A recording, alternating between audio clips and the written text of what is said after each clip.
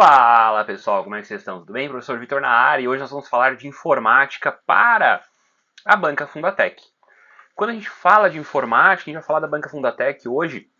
Se você está se preparando para os concursos Brigada Militar, Polícia Civil, IGP, todos esses concursos aqui, esse vídeo vai ser para você também. Nós vamos dominar a Banca Fundatec, claro, focados nos concursos aqui, Brigada Militar, Bombeiro, Polícia Civil, conteúdos de informática mais cobrados. E aqui nós temos o ouro que só o professor Victor vai trazer para você.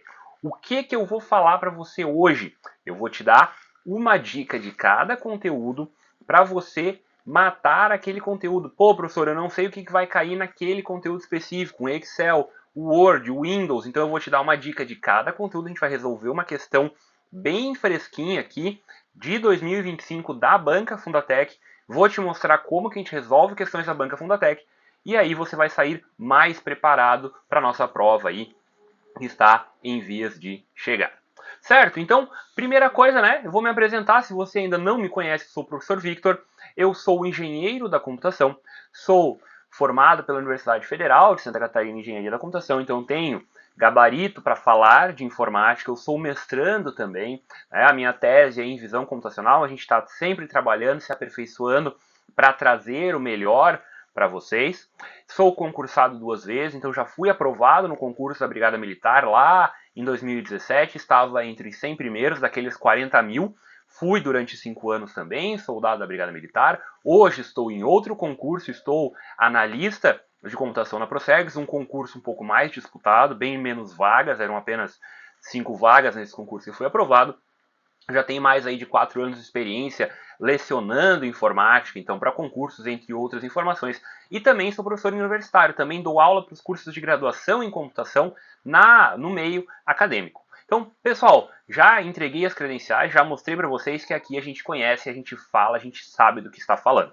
Bom, vem comigo, presta atenção que no final desse vídeo você vai garantir pelo menos os pontos de informática, eu tenho certeza. Certo? Vamos começar então por quais os assuntos mais cobrados? Pessoal, você vai ver só comigo. Sou o único professor de informática do Rio Grande do Sul que vai te falar isso aqui, vai te dar essa informação.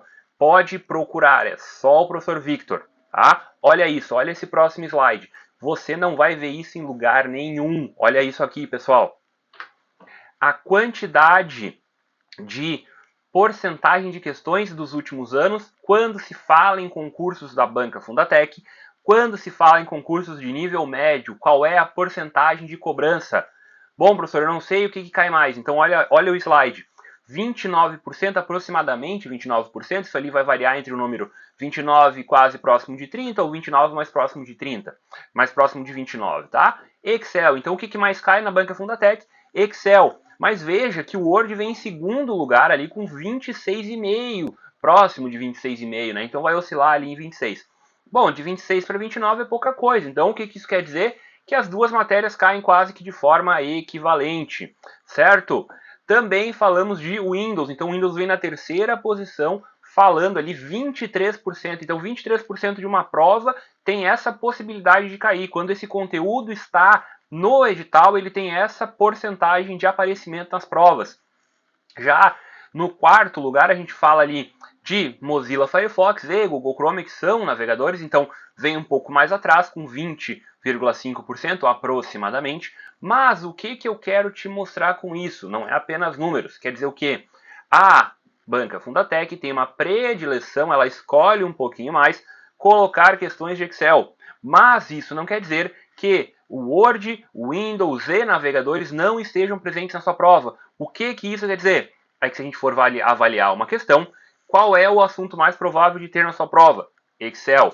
Mas quer dizer que não vai ter essa questão, que não vai ter outro assunto na sua prova? Não, pessoal. Ainda mais que os concursos da Fundatec, quando se tem 5 alternativas, que é o número mínimo, o número médio, né, de alternativas, quando se tem ali de questões dentro de um edital de informática, o examinador costuma cobrar os assuntos de forma igualitária. Então ele vai colocar uma questão de cada, certo? Aonde que isso vai pesar um pouquinho mais? Quando eu tiver mais assuntos do que eu tenho de questões. Não vai ser o caso aqui para as nossas provas de soldado da Brigada Militar, soldado do Bombeiro, IGP, A Polícia Civil, que vai cair aí provavelmente 10 questões de informática, então isso aí já muda um pouquinho. Mas o que eu quero te falar? Bom, professor, eu não sei o que eu foco mais. Eu diria para focar em tudo, né? Porque dá tempo ainda, informática a gente tem que gabaritar. Mas foca no Excel. O Excel, tenho certeza, estará na sua prova, tá bom? E aí, por último, ali a gente fala de serviços Gmail, aí faz aquela serviços Google, né? E-mail e Gmail, a gente arredonda aqui para correio eletrônico, mas pode ser, como trouxeram na última prova de 2019, uma questão que falava de Google Drive, né? Então falava de Google Drive, mas quando se via era um assunto básico ali, como um assunto que era voltado para ferramentas de busca na internet, né? Que eram os atalhos ali para fazer uma busca dentro de um drive, tá bom? Então, pessoal, dito isso, esse assunto aqui eu não vi nenhum outro professor, nenhum outro cursinho trazer. Porcentagem de questões, eu fiz um estudo estratégico. Outra coisa, se você é meu aluno, eu tenho uma porcentagem de cada matéria, sabendo o que mais vai cair, tá? E aí, fica no vídeo, porque aqui eu te dou o segredo de cada disciplina aqui, de cada conteúdo dentro do nosso edital, tá bom?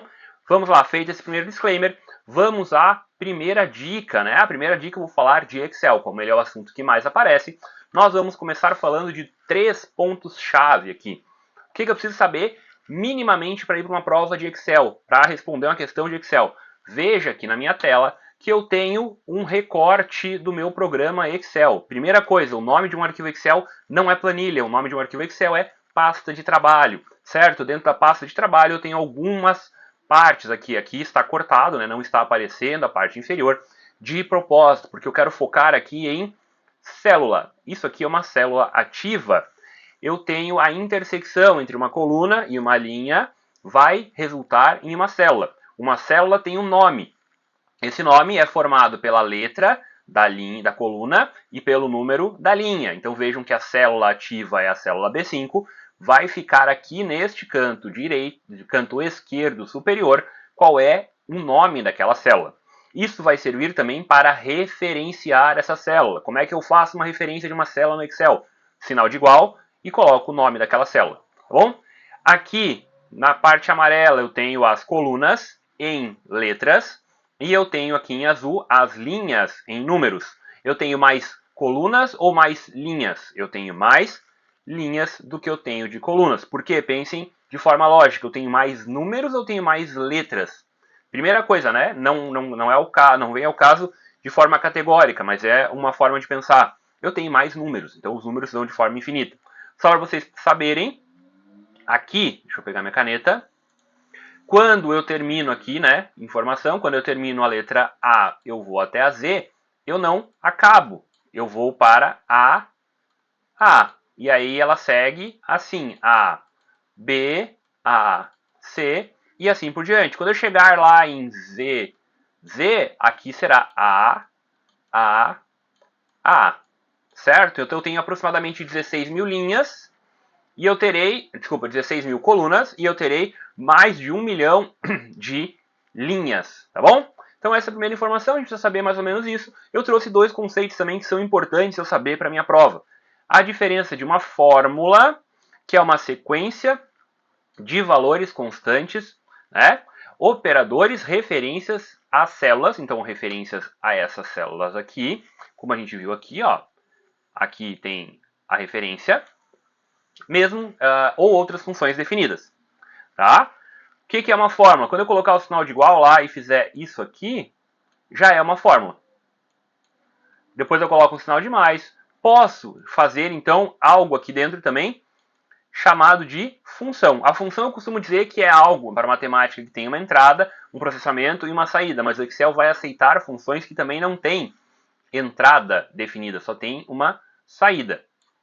Então eu tenho uma função bem famosa, que é a função π, que eu faço o sinal de igual, e o sinal de igual ele é necessário para eu dizer para o Excel que ele quer trabalhar com uma fórmula. Então se eu falo que eu digito, né, o sinal de igual, o Excel começa a pensar de forma a fazer um cálculo, ele vai entender aquela fórmula. A diferença de fórmula é isso, ela vai receber todos esses parâmetros, e a função, eu chamo ela de função nomeada, ela vai ter um nome, vai abrir parênteses e vai receber um argumento. Tá bom? Então fiz um disclaimer rápido. Eu acho importante que você saiba pelo menos isso para resolver as questões. Vamos para uma questão de 2025, uma aposta do professor Victor que pode estar na sua prova. Não exatamente igual, mas que cobre algo relacionado a esse assunto. Perfeito? Vamos lá. Fundatec 2025. No Microsoft Excel, uma célula é... Pessoal, essa questão aqui é da Fundatec deste ano. O que eu acabei de dizer que é uma célula? Primeira coisa, é a menor unidade do nosso Excel. Vai receber letras, números e fórmulas. E ela é a intersecção, então ela é o corte de uma coluna com uma linha. Então aqui o nosso gabarito, né? A gente vai ler a letra A aqui. A intersecção de uma linha e uma coluna em uma planilha, que pode conter dados como texto, números ou fórmulas. Questão perfeita, anota a definição que a Fundatec deu para a fórmula, para coluna, para célula, desculpa, e leva para sua prova e seja feliz. Gabarito, letra A. Certo? Matamos então o Excel. Vamos para o nosso segundo assunto mais cobrado na nossa escala, que é o Microsoft Word. Pessoal, eu gosto de dizer, e eu vou dar essa dica aqui, ó, não conta para o seu concorrente. Como é que eu estudo o Word, professor? Ah, o Word tem que ler, tem que conhecer as funções. Bom, eu tenho mais de 2.000 funções no Word. E aí, se a gente começar agora, até o próximo concurso, até você se formar em Direito e fazer o concurso para capitão, você ainda não terminou de resolver as operações ali de Word. Então, bom, pega essa dica do professor Victor. Resolva questões, né? Primeira coisa. Pega o nosso curso aí do E-Lógica, pega o nosso curso de resolução de questões e dá-lhe questões neles. Bom, segunda forma.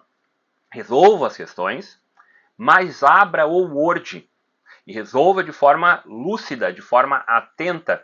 Resolva as questões e aí depois você vai lá conferir o gabarito.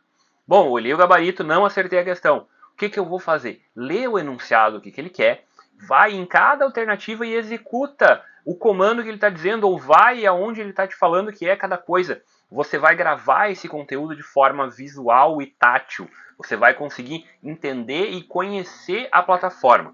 Certo? Então, dada essa primeira dica, eu, desculpe, trago a minha aposta aqui de algo que pode ser cobrado no Word quando a gente fala na banca Fundatec. A gente tem guias no Word, na verdade em todas as ferramentas da Microsoft, né, do Suite Office. Por que o professor não falou nisso no Excel? Porque não é algo tão cobrado, no Word é um pouco mais, tá bom? Então a gente tem algumas partes aqui. Então a gente tem a parte superior, deixa eu achar minha caneta de volta. Aqui, ó, onde está indicando guias, essa parte amarela, então eu tenho a guia arquivo, página inicial, inserir, design, layout, referências, correspondência, revisão, exibir. Tá? Tem o mnemônico para gravar cada uma delas ali, não vem ao caso agora. Se você tem dificuldade, você pode, né, ver aí esse mnemônico para gravar as guias. Professor, por que eu tenho que gravar o nome das guias? Porque muitas questões da banca Fundatec agora ela tem mudado um pouco esse estilo de cobrança, mas muitas questões você vai conseguir matar só sabendo se aquela guia existe ou não, tá bom? Então pega mais essa dica. Outra coisa, dentro de cada guia eu tenho grupos, e vejam que aqui embaixo ó, eu tenho um nome. Então eu tenho o grupo fonte, eu tenho o grupo parágrafo, e dentro dos grupos eu tenho os comandos, que são essas partes menores aqui. Bom, professor, já vi. Me fala o que faz, por que tem o grupo página inicial? Qual que é a ordem de formação dele? Pessoal, vou dar uma dica rápida sobre cada guia, tá? Página inicial são os comandos mais utilizados e eles não seguem um grupo correto, eles não têm uma atividade fim. Tanto que eu tenho área de transferência, fonte, parágrafo, estilos e edição. Nenhum conversa com o outro, mas são coisas muito utilizadas. Por quê? Eu preciso alterar minha fonte, eu preciso trocar a cor da fonte, eu preciso alinhar o meu texto, eu preciso adicionar estilos quando eu estou escrevendo, e eu também preciso localizar, substituir e selecionar textos quando eu estou trabalhando. Bom, a guia inserir. A guia inserir, ela vai se referir, olha a dica do professor, isso serve para qualquer ferramenta Office, tá? Quando eu vou inserir algo que não tem relação direta com a ferramenta. Então, se a minha ferramenta é um processador e editor de texto, coisas que eu vou inserir não têm relação com o texto. Figura, gráfico, tabela, tudo isso vai estar na guia inserir. A guia design, ela vai ser algo que tem relação com design, então o nome já diz. Layout vai falar de tamanho de página, proporção, quebras. A referência é link, a própria referência, sumário, rodapé, enfim. Correspondência serve para fazer mala direta, a parte de correspondência de verdade, se eu quisesse criar ali um mailing de e-mails. Revisão vai falar de revisão, então revisão de texto, dicionários, ortografia, comentários, enfim, vai estar ali. E exibir, o nome já diz, então vai exibir coisas que a gente não está vendo, linhas de grade, enfim. Tá bom? A minha aposta aqui é que se cobre algo nessa ideia aqui, ó, cobrando algo do grupo parágrafos que está na página inicial, ou do grupo área de transferência que também está dentro da guia página inicial. Tá bom? Feito esse disclaimer, vamos para a nossa questão. Fundatec 2025.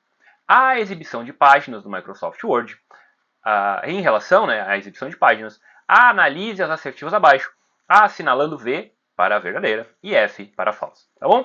Assinar a alternativa que apresenta corretamente opções de alinhamento do texto do Microsoft Word do pacote Office 2025. Pessoal, olha isso aqui.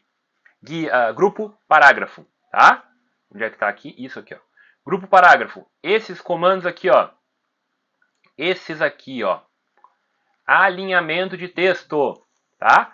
Ctrl L alinha, seleciona o texto, Ctrl L alinha à esquerda. Seleciona o texto, Ctrl C ao centro, Ctrl R à direita e Ctrl J justificado, tá bom? Vamos ver aqui. Esquerda, direita, centralizado e justificado são as opções que a gente tem de alinhamento de texto. Fechou? Dica de Word, a gente já viu bastante coisa aí em bem pouco tempo. Vamos para o nosso próximo assunto, o Microsoft Windows, na sua versão 10. A 11 não vai mudar muita coisa também não, pessoal, então é 10 ou superiores. Dica do professor Victor, eu acredito muito que a Fundatec continue cobrando questões relacionadas à área de trabalho, barra de tarefas. Isso aqui, ó, essa partezinha aqui é a barra de tarefas. Se não for barra de tarefas, vai ser o quê? Bom, ela está gostando de falar de gerenciador de processos, tá? Então, o gerenciador de processos é interessante a gente olhar qual é o atalho para abrir ele. Ctrl Shift S que vai abrir o nosso gerenciador de processos, tá bom? Então, aqui tem um layout aqui, né, da minha barra de tarefas, é onde ela fica.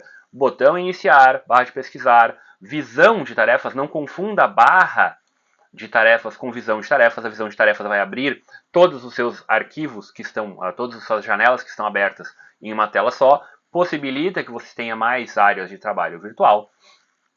Ainda eu tenho aqui os meus ícones que estão abertos ou fixados, e eu tenho aqui ainda a minha área de notificação, culminando com a minha central de notificação. Então ela tem destaque principal aqui embaixo, tá? Eu tenho alguns ícones aqui que vão dar aí, né, cada um tem a sua funcionalidade, tá bom? Essa é uma dica do professor, é uma aposta, e vamos para a questão 2025 que fala aí na Fundatec.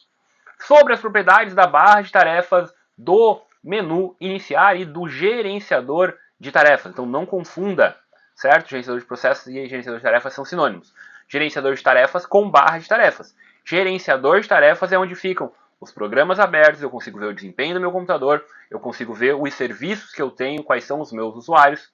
Barra de tarefas é a parte, essa aqui, ó, essa barra aqui, tá? Vamos lá. Esse tipo de questão aqui da Fundatec, ela tem começado a ganhar mais força, tá? Ela era muito comum em outras bancas como Objetiva. A Fundatec tem gostado desse formato agora. Ela dá um texto, divide ele em 3 partes e ele pergunta o que está correto e o que não está correto. É o mesmo formato de assertivos, a diferença é que ele dá um texto corrido e divide em 3 partes, tá bom? Vamos à nossa leitura tática, tá bom? Vamos lá. Para adicionar um aplicativo à barra de tarefas, pode-se clicar com o botão direito no ícone do aplicativo, no menu iniciar e selecionar adicionar a barra de tarefas. Ok, a barra de tarefas permite que usuários fixem aplicativos frequentemente usados e acessem rapidamente as configurações do sistema. Perfeito. Quando pressionadas as teclas Ctrl Alt Del, o sistema abrirá o gerenciador de tarefas.